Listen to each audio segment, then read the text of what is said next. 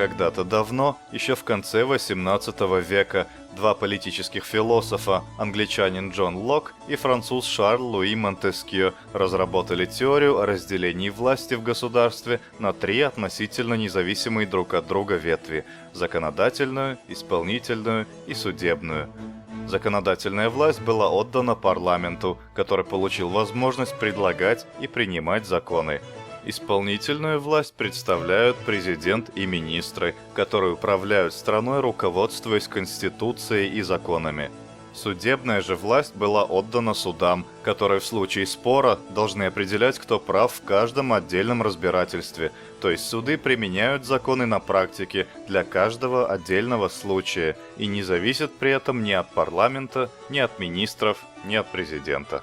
Принцип разделения властей, наряду со всеобщим избирательным правом, лежит в основе Конституции любого демократического государства. Он позволяет предотвратить захват всей власти одним человеком. В теории.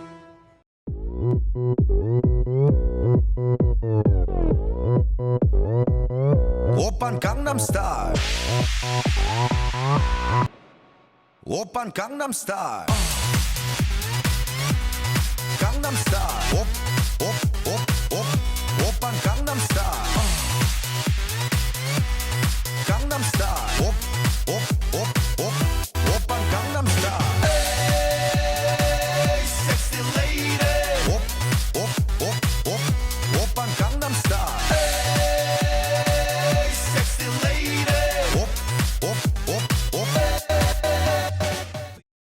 Теория теорий, но, как говорил Вепа Хаджиев, Человек-супер-айпад. на Востоке, кроме законов, существует еще и практика. Практика в стиле Аркадага. Oppan Gangnam Style.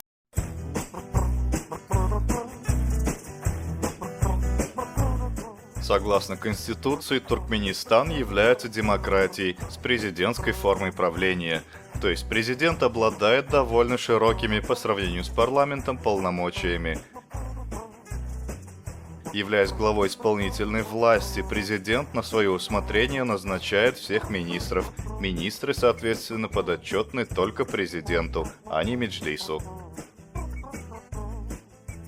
С согласия Меджлиса президент назначает верховного судью и генерального прокурора. Под руководством президента осуществляется внешняя политика. Президент является верховным главнокомандующим войсками страны и назначает высшее командование. Президент имеет право распустить Меджлис, в случае, если за полгода после избрания депутаты не смогут сформировать руководство Меджлиса. Этот пункт имел бы смысл, если бы в Меджлисе заседали несколько партий, конкурирующих друг с другом, а не одна, как сейчас. Но в Конституции прописан только этот пункт, о количестве партий в парламенте упоминаний нет. Президент может выдвигать свою кандидатуру на выборах главы государства неограниченное количество раз. Это значит, что даже по Конституции один человек может оставаться в кресле главы государства пожизненно, что мы и наблюдали некоторое время назад. Перевес полномочий в нашей стране явно на стороне президента, хотя все-таки и у Меджлиса есть свои рычаги давления по Конституции, то есть, опять же, теоретически.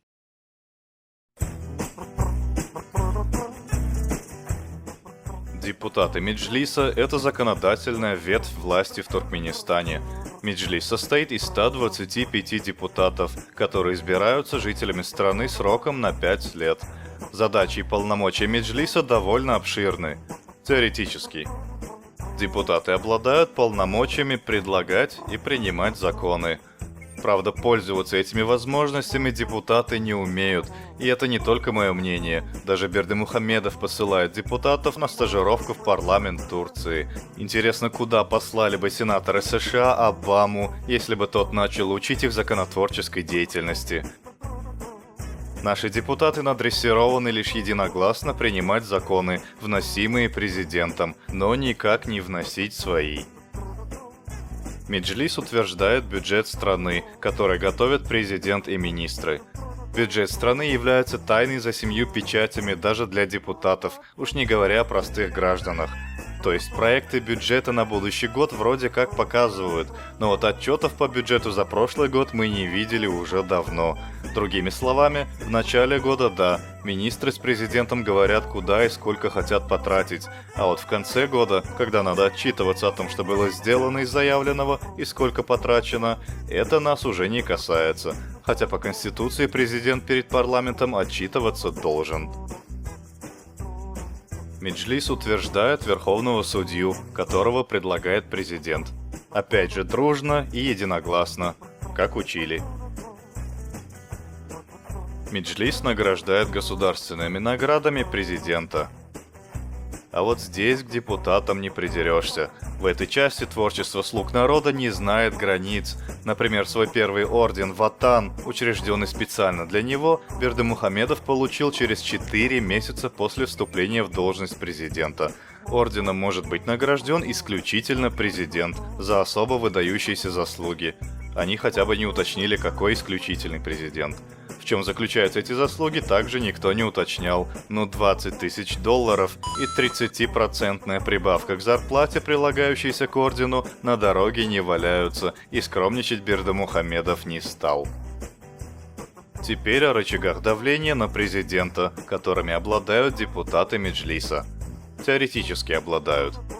Депутаты Меджлиса могут выразить недоверие президенту в случае, если президент нарушает закон и конституцию. Если недоверие президенту поддержит 3/4 членов Меджлиса, в нашем случае это 93 целых депутата и 1 депутатское крылышко, то вопрос о смещении президента выносится на референдум.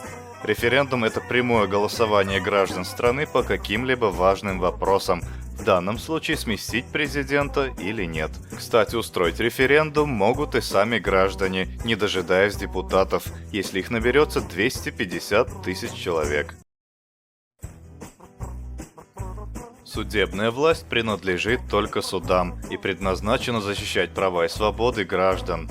Если Меджлис принимает законы, то суды при возникновении споров применяют эти законы к каждому отдельному случаю, учитывая все обстоятельства. В нашем случае судьи назначаются президентом Туркменистана и утверждаются парламентом. Судьи не зависят ни от кого и подчиняются только законам. Теоретически. На практике же Бердымухамедов периодически снимает с должностей и отчитывает и генпрокуроров, и верховных судей, хотя таких полномочий Конституция не предусматривает. Например, в начале сентября верховный судья Аманмурат Халлыев получил строгий выговор от президента, хотя мог бы запросто его проигнорировать, сославшись на Конституцию. Согласно закону, верховного судью можно снять только с учетом заключений квалифицированных коллегий судей и согласия Меджлиса. С этим проблем бы, конечно, не было, но ведь процедура обязывает. Но Конституция Конституцией, а в реальности мы имеем суперпрезидентскую республику. И этот термин не означает, что у нас суперклассные президенты. Один лучше другого, а как раз наоборот. Суперпрезидентская республика означает, что принцип разделения власти в Туркменистане есть лишь в теории, а в реальности же вся власть сосредоточена в руках одного человека. И государство работает не на благо людей, как должно, а на благо всем нам известной личности, которая развлекается в своей песочнице как может. Oppan Gangnam Style. Gangnam Style. Op, op, op, op. Oppan Gangnam Style. Gangnam Style. Op, op, op, op. Oppan Gangnam Style. Hey, sexy lady. Op, op, op, op. Oppan Gangnam Style. Hey, sexy lady. Op, op, op, op. Если память мне не изменяет, вы числитесь в бухгалтерии? По-моему, да.